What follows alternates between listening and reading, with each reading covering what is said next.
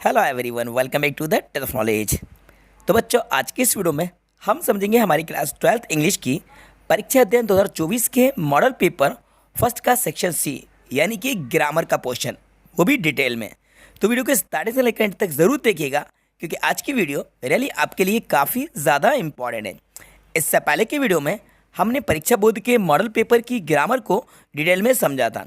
इस तरह से मैं आपको परीक्षा अध्ययन और परीक्षा बोर्ड दोनों ही की प्रैक्टिस कराता हूं और दोनों ही के मॉडल पेपर को डिटेल में एक्सप्लेन कराता चलता हूं, जिससे कि आपकी जो इंग्लिश की स्टडी है वो अच्छी हो जाए।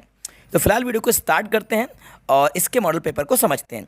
सबसे पहले आप यहाँ पे देख लीजिए, ये परीक्षा अध्ययन 2024 क्लास 12th और ये हमारी इंग्लिश की है। ठीक है, इसमें जो 4 सेट पेपर दिए गए हैं with 4 sets solve model papers. ठीक है, लेकिन ग्रामर को आपको समझना पड़ेगा। ग्रामर के डायरेक्टली आंसर देख के आपको समझ में नहीं आएगा, क्योंकि बच्चों ग्रामर को रटा नहीं जाता है। और दूसरी बात, इसमें कुछ क्वेश्चंस के आंसर रॉन्ग भी दिए हैं, तो उनके सही आंसर क्या है वो भी हम इस वीडियो में जानेंगे। तो आगे बढ़ते हैं हम इसके मॉडल पेपर पे। तो ये हमारा इंग्लिश क्लास 12th का मॉडल क्वेश्चन पेपर का सेट फर्स्ट है। ठीक है, ये हमारा सेट फर्स्ट है। तो हम चलते हैं सेक्शन सी की तरफ। सेक्शन ए और बी और डी के बारे में हम बाद में डिस्कस करेंगे, तो मैं आपको लेके चलता हूँ डायरेक्टली ग्रामर के पोर्शन के, जो कि हमारा सेक्शन सी है। तो बच्चों, ये रहा हमारा सेक्शन सी, ग्रामर का पोर्शन। ठीक है, 5 नंबर के हमारे फिल इन द ब्लैंक्स हैं और 5 नंबर के डू इज डायरेक्टेड है। ठीक है, fill in the blanks choosing the correct option any 5 हमें आंसर बताना है, लेकिन मैं आपको सभी के आंसर बताता हूँ। ठीक है, पहला क्वेश्चन है हमारा, work hard लेस्ट you fail. Option हमारे सामने एक कुड, वुड, शुड और मस्ट। ठीक है, अब जानते हैं कि इसका राइट आंसर क्या होगा। आप भी राइट आंसर गेस कर लीजिए और वीडियो के लास्ट में अपना स्कोर ज़रूर बताइएगा, बिना आंसर को देखें। ठीक है, आंसर आपको खुद से पहले नहीं देखना है, क्योंकि अगर आपके पास परीक्षा अध्ययन है तो आंसर भी आपके पास होंगे, लेकिन आपको उनको नहीं देखना है, समझना है। देखिए बच्चों, इसका जो राइट आंसर होगा ये होगा शुड। शुड, अच्छा शुड क्यों होगा? शुड इसलिए होगा बिकॉज यहाँ पे लेस्ट आया है। Work hard लेस्ट you should fail.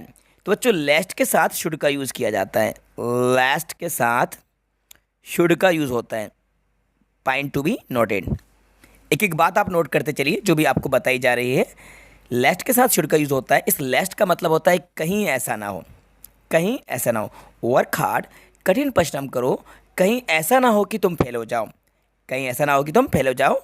तो लेस्ट अगर सेंटेंस में आ रहा है तो इसके बाद वाले सेंटेंस में आपको शुड का यूज़ करना है। तो हमारा शुड करेक्ट आंसर है। आते हैं सेकंड नंबर पे, ये रहा, would you give me books. अब देखिए, सेंटेंस तो हमारा इंटरोगेटिव है, लेकिन यहाँ पे रिक्वेस्ट की जा रही है, वुड से रिक्वेस्ट की जा रही है, would you give me books. तो बच्चों, जब रिक्वेस्ट हो रही है तो यहाँ पे हम सम का यूज़ करेंगे, would you give me some books. ठीक है, बेसिकली हमारा जो सेंटेंस इंटरोगेटिव होता है तो उसमें एनी का यूज़ होता है, लेकिन यहाँ पे एनी नहीं आएगा, यहाँ पे सम आएगा। मच तो वैसे भी नहीं आएगा, क्योंकि मच का यूज़ करते हैं सिंगुलर अनकाउंटेबल नाउन के पहले। अच्छा, होल भी नहीं आएगा, क्योंकि होल के पहले डिटर्मिनर दा का यूज़ होता है, द होल, इसलिए यहाँ पे सम बिल्कुल सही आंसर है। अब आते हैं क्वेश्चन नंबर 3 की तरफ। Knowledge is very dangerous. इसमें few, little, a few, a little. अब इसको समझने से पहले आप यहाँ पे देखिए, नॉलेज लिखा हुआ है। अब नॉलेज बच्चों सिंगुलर अनकाउंटेबल नाउन होता है। नॉलेज सिंगुलर अनकाउंटेबल नाउन की कैटेगरी में जाता है। हम एक नॉलेज, दो नॉलेज नहीं कह सकते हैं। तो सिंगुलर अनकाउंटेबल नाउन में जाता है तो अ फ्यू और फ्यू तो बिल्कुल नहीं आएंगे, बिकॉज बच्चों इनका यूज़ होता है प्लूरल काउंटेबल नाउन के बिफोर। अब बचता है अ लिटिल और लिटिल। तो इसका जो राइट आंसर होगा ये होगा अ लिटिल।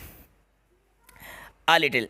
अब जल्दी से आपने आंसर देख लिया होगा और आपने सोचा होगा कि भाई हमारे आंसर में तो लिटिल है, परीक्षा अध्ययन में तो लिटिल आंसर दिया है। बात को ज़रा समझिए, लिटिल रॉन्ग है, लिटिल नहीं आएगा। मैंने स्टार्टिंग में कहा था कि इसमें कुछ क्वेश्चन के आंसर रॉन्ग है, पर जो लिटिल नहीं होगा अ लिटिल होगा। देखो, बात नॉलेज की चल रही है। जब बात नॉलेज की चल रही है तो यहाँ पे ये पॉजिटिव सेंस बताएगा। तो अ लिटिल नॉलेज यानी कि थोड़ा बहुत ज्ञान, थोड़ा बहुत ज्ञान खतरनाक होता है। So a little knowledge is very dangerous.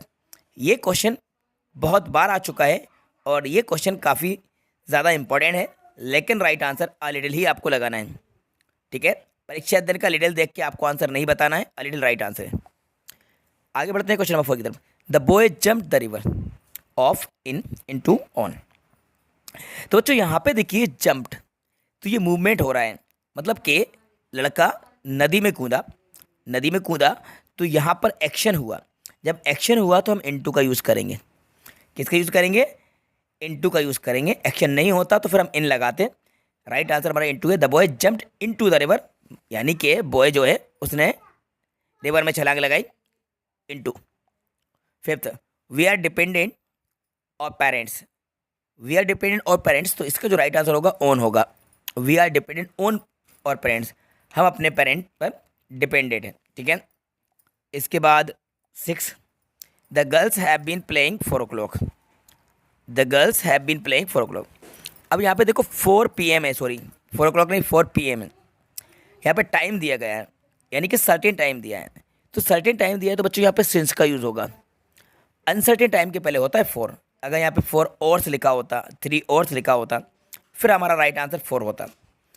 PM लिखा है या o'clock लिखा हो तो आपको यहाँ पे सिंस का यूज़ करना है, क्योंकि ये हमारा सर्टेन टाइम होता है। क्या होता है? सर्टेन।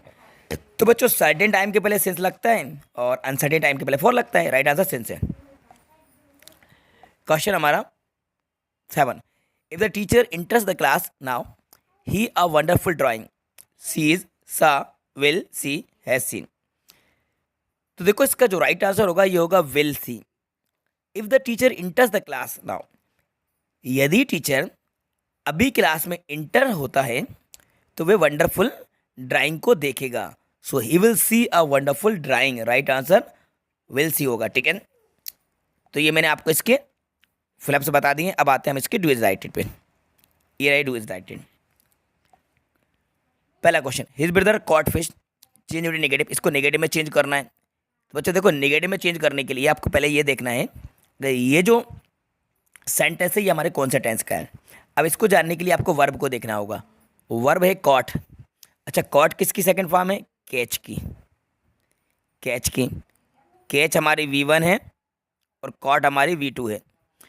तो V2 है तो सेंटेंस हमारा पास्ट इंडेफिनेट का है। अच्छा पास्ट इंडेफिनेट का है तो नेगेटिव बनाने में अब यहाँ पे जो हेल्पिंग वर्ब हम यूज़ करेंगे वो डिड यूज़ करेंगे, बिकॉज पास्ट इंडेफिनेट में हेल्पिंग वर्ब डिड का यूज़ करते हैं, ठीक है। चलो अब बनाते हैं।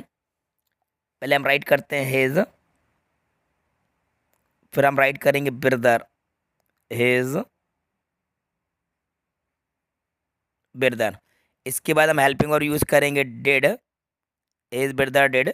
नेगेटिव बना रहा है तो हम यहाँ पे नॉट लगाएंगे, हिज ब्रदर डिड नॉट। अब हमें इस कॉट को इसकी एक्चुअल फॉर्म यानी फर्स्ट फॉर्म में बदल देना है। तो इसकी एक्चुअल फॉर्म होती है catch, his brother did not catch, और इसके बाद आपको फिश को राइट कर देना है। बन गया his brother did not catch fish, ये इसका निगेटिव हो गया। आते हैं हम next, you brought milk, present continuous में चेंज करना है आपको, ठीक है। कर लेते हैं प्रेजेंट कंटिन्यूस में चेंज। पहले राइट कर लीजिए यू, और प्रेजेंट कंटिन्यूस में यू के साथ क्या आता है बच्चों? आर आता है। हेल्पिंग वर्ब कौन सी आती है? आर। तो यू आर, और ये जो ब्रॉट है ना इसकी एक्चुअल फॉर्म ब्रिंग होती है, लेकिन कंटिन्यूस में ING लगेगी तो हम यहाँ पे ING लगा देंगे। यू आर ब्रिंगिंग मिल्क, ये राइट आंसर होगा। यू आर ब्रिंगिंग मिल्क, बच्चों ब्रिंग का मतलब होता है लाना, है ना। यू आर ब्रिंगिंग मिल्क, ये राइट आंसर है। Next, she is a singer, she is a dancer. Combine with not only but also, not only but also say combine करना है। तो देखो इसमें 2 ऑप्शन है, एक तो सिंगर और एक डांसर। तो पहले ऑब्जेक्ट के पहले नॉट ओनली लगाएंगे और दूसरे ऑप्शन के पहले बट आल्सो लगाएंगे। तो देखो कैसे बनेगा, पहले लिखेंगे शी इज, ठीक है। अब पहले लिखेंगे नॉट ओनली, नॉट ओनली। अब लिख दो a singer, a singer. She is not only a singer. अब इसके बाद लिख दो बट आल्सो, बट आल्सो, ये ए है ना, बट आल्सो, ठीक है। अब शीज को रिपीट नहीं करेंगे, दोबारा नहीं लिखेंगे, बस आप यहाँ पे लिख दीजिए a dancer. She is not only a singer but also a dancer. वे केवल सिंगर ही नहीं बल्कि एक डांसर भी है। ये इसका मतलब होता है, केवल ये ही नहीं बल्कि वो भी नॉट ओनली। तो नॉट ओनली का यूज़ करते हैं पहले ऑप्शन के पहले, और बट आल्सो का यूज़ करते हैं दूसरे ऑप्शन के पहले, और जो सेम वर्ड होते हैं उनको हटा देते हैं, उनको डबल से नहीं लिखते हैं, ठीक है। आते हैं next,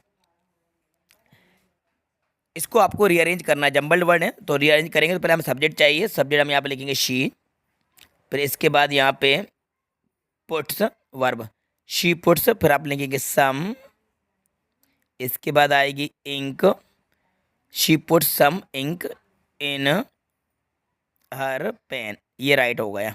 she put some ink in her pen, देखो हमने शी का यूज़ करा, ये शी है, पुट का यूज़ करा, सम का यूज़ करा, इसके बाद हमने इंक का यूज़ करा, इन का यूज़ करा, हर का यूज़ करा, पेन का यूज़ करा। ठीक है, ये सभी हमने यूज़ कर लिए हैं, सभी वर्ड को मिलाकर एक मीनिंगफुल सेंटेंस बना दिया। अब आते हैं next, if ROM does not act now he will loss everything, red using unless, unless का यूज़ करना है तो कर लेते हैं। अनलेस का यूज़ करने के लिए इफ़ को हटाइए, इफ़ को हटाकर हम लगा लेते हैं अनलेस, है ना, अनलेस राम। ठीक है, अब इतना करने के बाद देखो सेंटेंस अगर हमारा पहला वाला नेगेटिव है तो इसको अफर्मेटिव बना देते हैं, और अगर अफर्मेटिव होता है तो बाद वाले को नेगेटिव बना देते हैं अनलेस का यूज़ करने के लिए। क्योंकि बच्चों अनलेस का मतलब होता है यदि नहीं, क्या मतलब होता है, यदि नहीं। तो इफ़ को हटा दिया, अनलेस लगा दिया, तो इसमें ज़्यादा कुछ फ़र्क नहीं पड़ा, मीनिंग वही निकलेगा, अनलेस राम। बस इस डज को और नॉट को हटा के आप एक्ट लिख दो, लेकिन एक्ट में एस लगाना मत भूलना, क्योंकि ये अब अफर्मेटिव बन रहा है, अनलेस राम एक्ट्स नाउ। ठीक है, अब इसके बाद आप बाद वाले में कोई चेंजिंग नहीं करेंगे, क्योंकि पहले वाले को ही हमने अफर्मेटिव कर दिया, ही विल लॉस एवरीथिंग लिखा है, तो एवरीथिंग राइट कर देते हैं हम, एवरीथिंग, ये राइट आंसर हुआ। Unless Ram act now he will loss everything, यदि राम अभी एक्ट नहीं करता है वह सब कुछ खो देगा, ये इसका राइट आंसर है। He is so weak that he can not work any more, too का यूज़ करना है हमें, तो टू का यूज़ कैसे करेंगे, देखो इस सो को हटाकर हमें लिखना है too, he is too weak, और इस दैट से लेके नॉट तक के सेंटेंस को हटाकर फिर हमें लिखना है टू, अब बाकी को हमने सेम लिखना है, उसमें कोई चेंजिंग नहीं करना है। तो is too weak to work any more, ये राइट आंसर होगा बच्चों। सो को हटाकर आप टू लगा दीजिए, इसके बाद दैट से लेकर नॉट तक के सेंटेंस को हटाकर टी और टू लगा दीजिए, बाकी चीज़ें सेम रहेंगी। लास्ट और देख लेते हैं, I have seen the film you are talking about, तो इसको विच से कंबाइन करें तो I have seen the film, और फुल स्टॉप हटा के यहाँ पे आप लिख देना विच,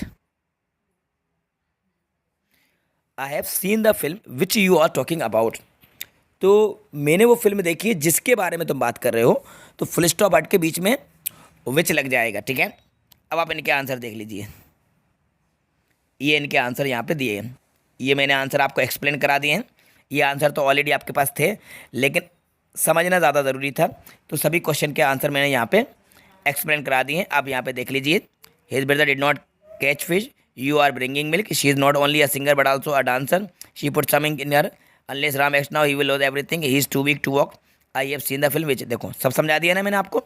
ओके स्टूडेंट, तो ये था हमारी परीक्षा अध्ययन का मॉडल पेपर फर्स्ट, जो मैंने आपको एक्सप्लेन करा दिया है। बच्चों इस तरह से क्वेश्चन एग्जाम में बनते हैं। ठीक है, देखो प्रैक्टिस करने के लिए अगर आपको परीक्षा अध्ययन, परीक्षा बोध, लास्ट 10 ईयर्स के पेपर या आपको मॉडल पेपर जो भी मिलते हैं, बस सबसे प्रैक्टिस करते चले जाओ।